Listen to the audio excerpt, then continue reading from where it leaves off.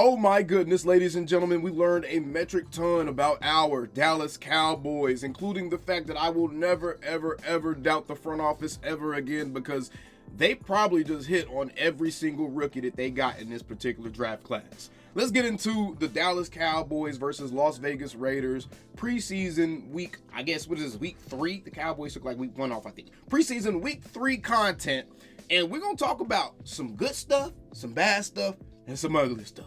Oh, and quick announcement. We now have the Dak Attack Show live on your favorite audio platform. So just in case you don't have time to actually open up YouTube and watch a full video, you'll be able to hear an audio version of these videos on Podbean, Amazon Music, and Spotify. We'll have other platforms pretty soon, but for now, you can find us on there. So be sure to run up those numbers for your boy because we try to grow this thing, y'all. That way I can give y'all better and more exciting content. Let's get right into it. All right, so you can see here, Cowboys won 27-12. I'm going to be completely honest. I never care about the score in the preseason. It's always more about what the guys are doing on the field. But the fact that they won actually tells an interesting story itself. The reason it tells an interesting story is because the Raiders actually played their starters for like a full quarter in this game.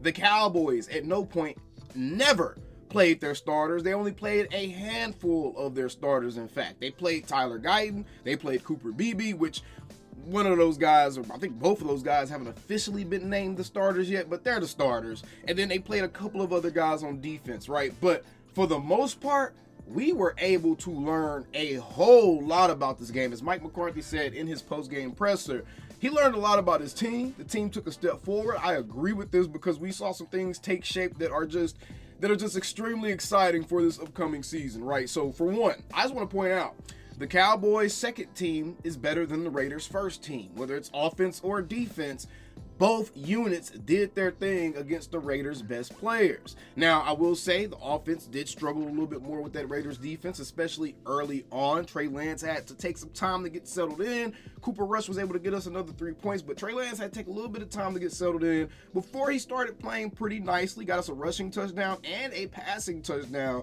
So I got to take my hats off to Trey Lance. I need to say this right now, though.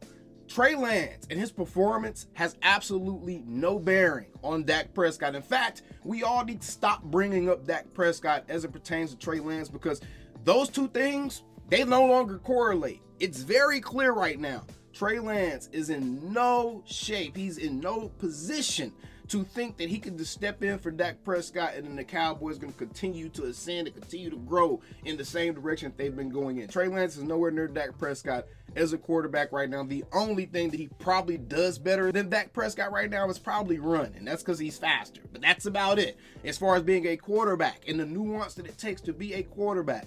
Even with the good game that Trey Lance just had, or the solid game that Trey Lance just had, I'll say, he was still inaccurate on a lot of his throws, throwing to the back shoulder of receivers on slants, which puts the ball in harm's way. He overthrew a couple of guys, and he also has no touch on his passes. Trey Lance throws the ball 100 miles per hour. I seen DMV Fanatics say this. We have two extremes of our quarterbacks as far as backup quarterbacks. We have Cooper Rush, who doesn't throw the ball nearly hard enough, and we have Trey Lance, who throws the ball way too hard all the time. And trust me, that is a thing. You don't want to be a receiver trying to catch a 5-yard slant and then the ball's coming at you 120 miles per hour. You don't want that to happen. Your fingers don't want that to happen. Trust me, go to an old head who's ever played football, especially anybody that's played football on a high level, even if it's a receiver. A lot of the times they're going to have some jacked up fingies because sometimes the quarterbacks can actually break fingers and really mess your hands up with throwing the ball way too hard, especially in close proximity like that. So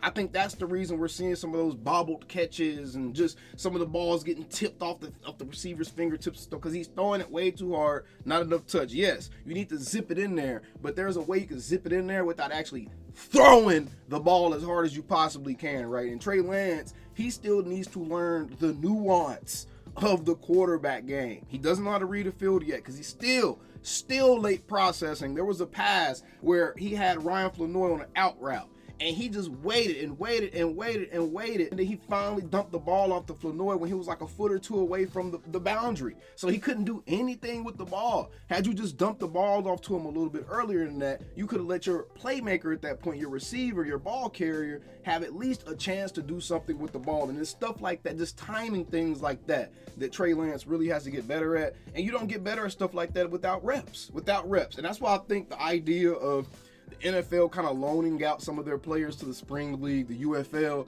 I think that would honestly be a really, really good idea for both parties. It would help other guys in the NFL that aren't getting play time normally. It help those guys develop more, play some football, stay fresh. It would help the UFL because now you got some NFL guys coming up to the UFL during the springtime. Could you imagine Trey Lance playing quarterback for one of the UFL teams? That would greatly, greatly boost the UFL ratings, especially since Trey Lance is a Cowboy right now. And the NFL could probably get another revenue stream out of that. But that's a whole side, that's a sidebar. But Trey Lance played solid. He didn't do anything that I would say, oh, QB1's in trouble. We seen the future here. No, everything I saw from Trey Lance today, I still would rather draft a rookie because I think a rookie would give you the same thing. If he has the same attributes as Trey, a rookie is going to give you the same type of play that you saw from Trey Lance today. He still was not making NFL throws. The throws he did connect on, they were either routine throws. And I think there were like one or two decent throws in there. But for the most part, Trey Lance is what he is shown to be.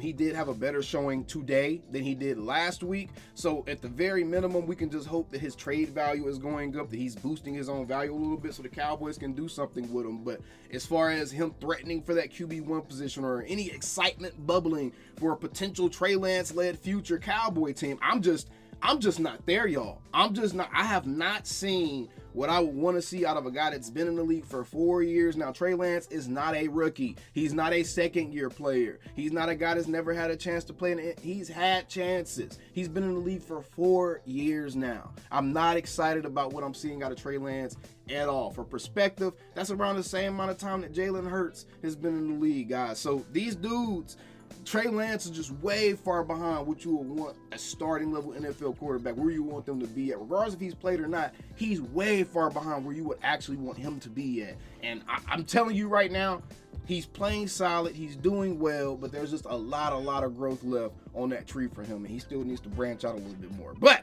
as far as the running game goes, let's go ahead and go to the running backs now. Spent enough time on Trey Lance, probably too much time on Trey Lance. As far as the running backs go, I have to say, and the stats actually prove this out a little bit.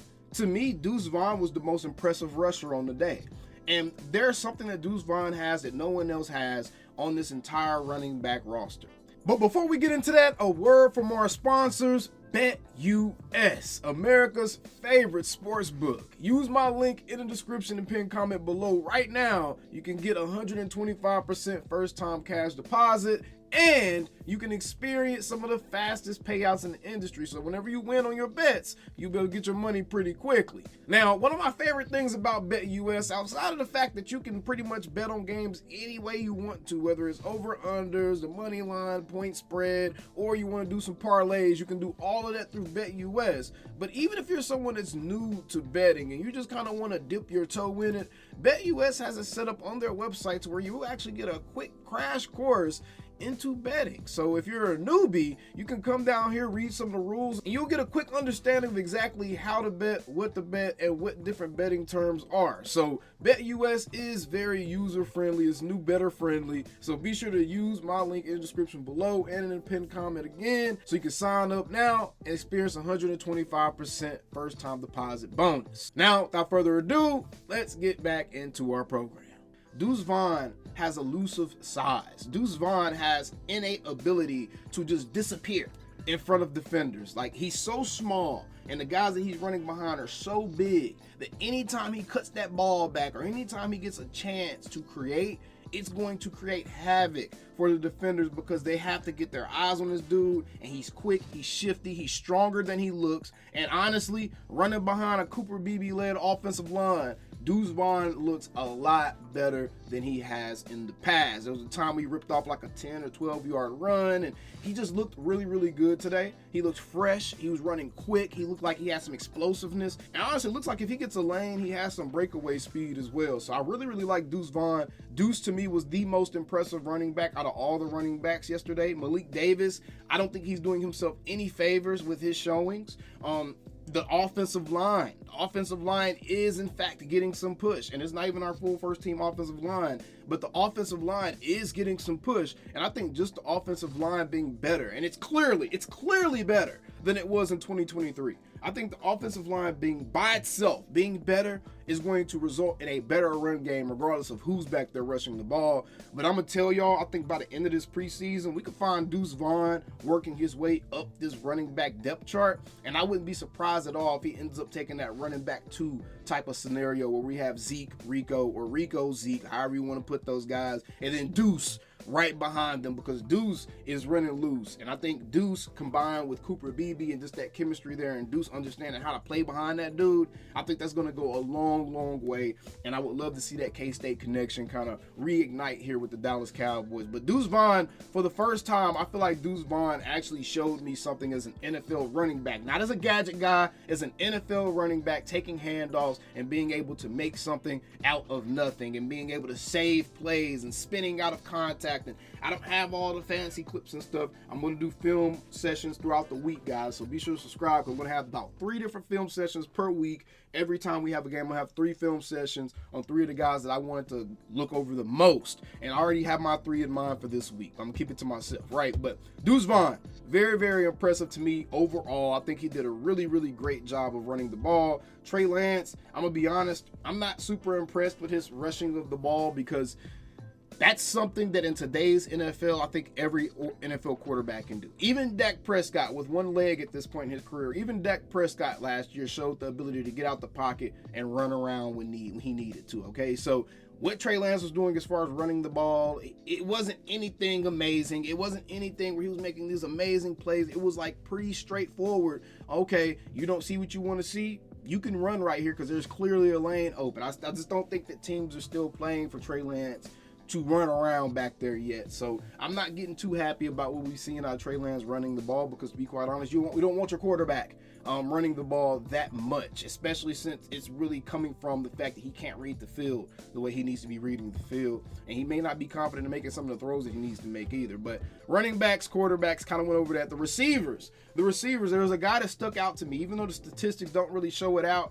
Ryan Flournoy really stuck out to me yesterday. He absolutely cooked the Raiders starting cornerback, Jack Jones, for that touchdown, okay? He absolutely cooked. He faked inside on the slant, and he came right back outside, and it was an easy touchdown for Trey Lance. Routine pass. He just had to throw it to the corner in the end zone, and Ron Flournoy was right there under it to catch it. Had all the space in the world after he beat Jack Jones like he stole his money. But Ryan Flournoy, to me, out of all the receivers, is probably the person that stood out the most. His number, he just seemed to be at the right places at the right time. Strong hands. You can clearly see the ability there. I just want to see him in a kind of a larger sample size, but I definitely like what he was bringing on the field. As far as that Raiders game goes, outside of that, none of the other receivers really just popped off the screen to me, if I'm being completely honest. Racey McMath, cool, but I don't think Racey McMath is going to make the roster. I'm going to be completely honest here. Now, again, they're not showing it here, but oh my goodness, ladies and gentlemen, Cooper Beebe and Tyler Guyton are professional NFL blockers. They're professional NFL offensive linemen.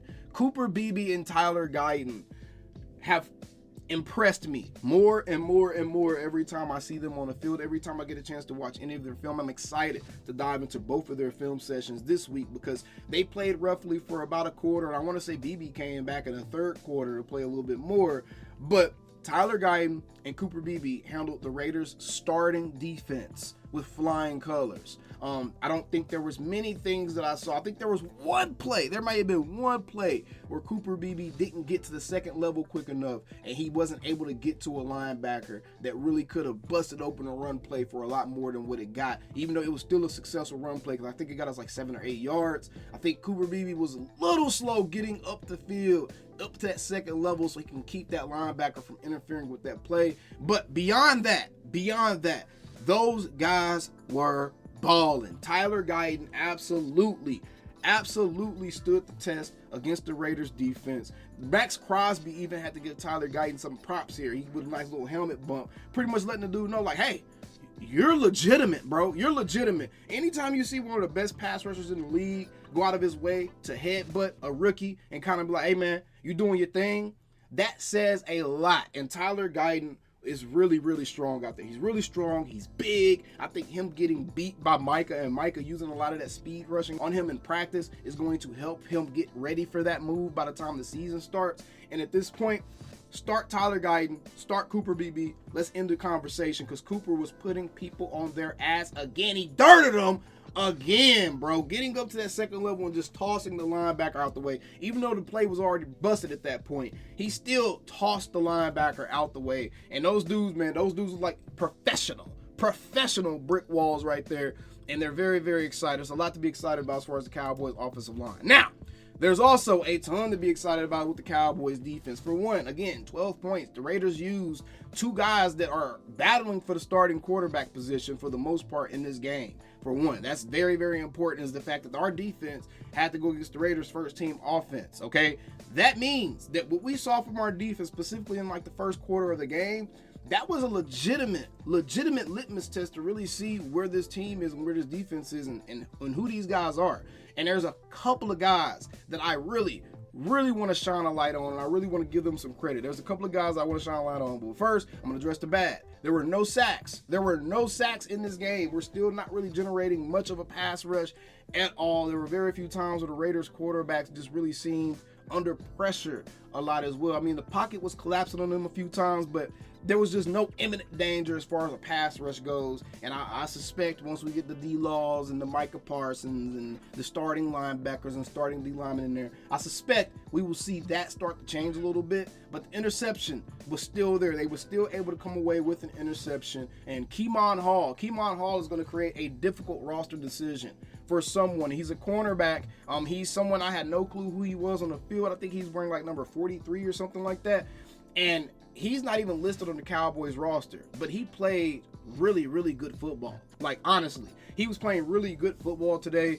He did really well in coverage. He was near the receivers and even got a nice interception where he had to make a play on the ball and snatched it out of the receiver's hand and took it back for a pick six. Absolutely love that play right there. That is a Cowboys DB play for sure. And Kemon Hall is going to make it difficult for someone, right? Someone is going to end up getting cut. And I would not be surprised at all if we see like an Eric Scott Jr. or someone like that be a casualty because Kemon Hall came on so strong. I think Izzy had a couple of moments in this game as well in pass coverage where he was Johnny on the spot and where he needed to be. But I think to me, the most impressive guys I really want to talk about today are Marissa Leufau, Andrew Booth Jr., and Marshawn Kneeland. All right, those are the three guys to me that really were the stars of the defense, and they told the story for the defense. Yes, Kemon Hall got that pick six, and he was able to return that mug for a touchdown. Andrew Booth, he got beat early on a deep bomb. The thing is, he didn't get beat bad. It didn't like the guy that dusted him. He actually had really good coverage on that.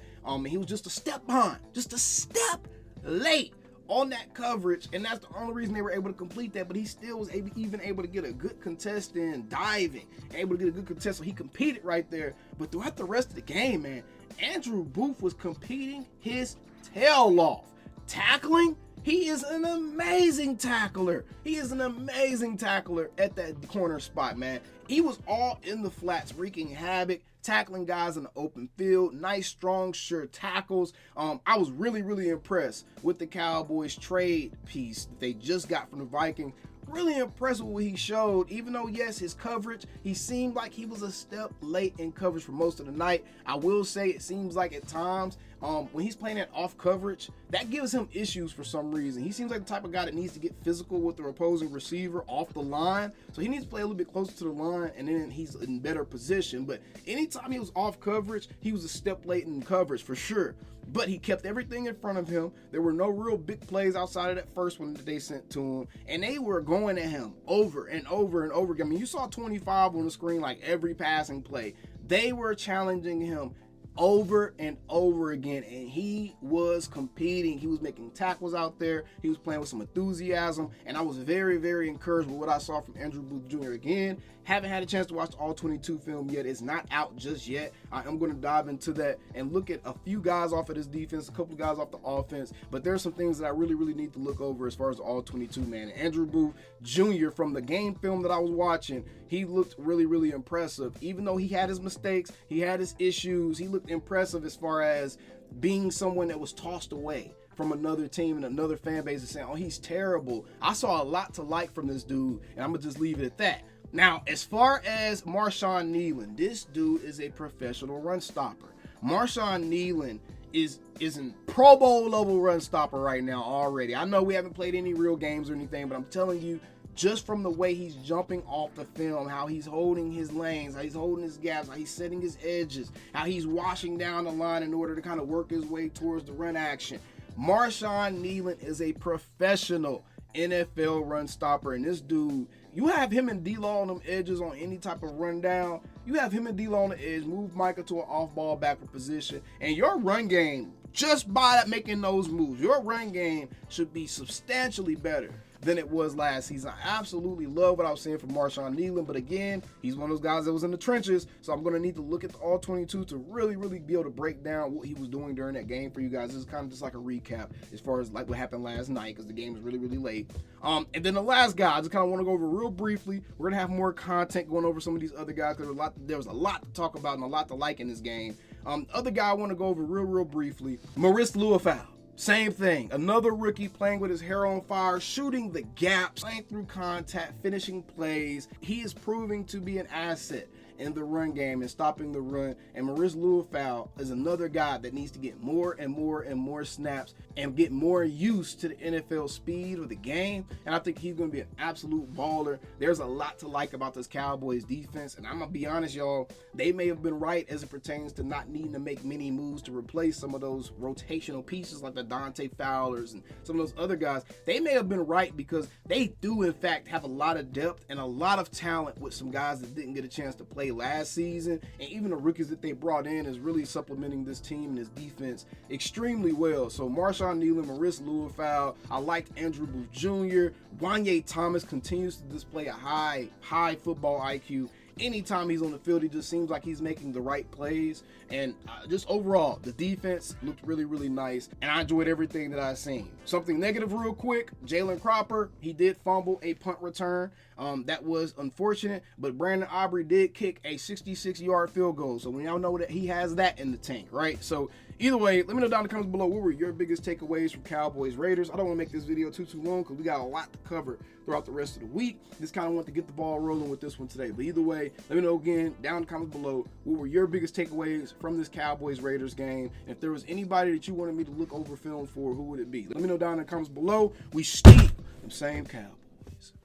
Calling me, texting me, paging me, asking me, am I still them boys? Y'all usually check on me. Listen. I'm still them boys. Hey! Woo! Oh, shut up, my boy. Hey! I'm still them boys.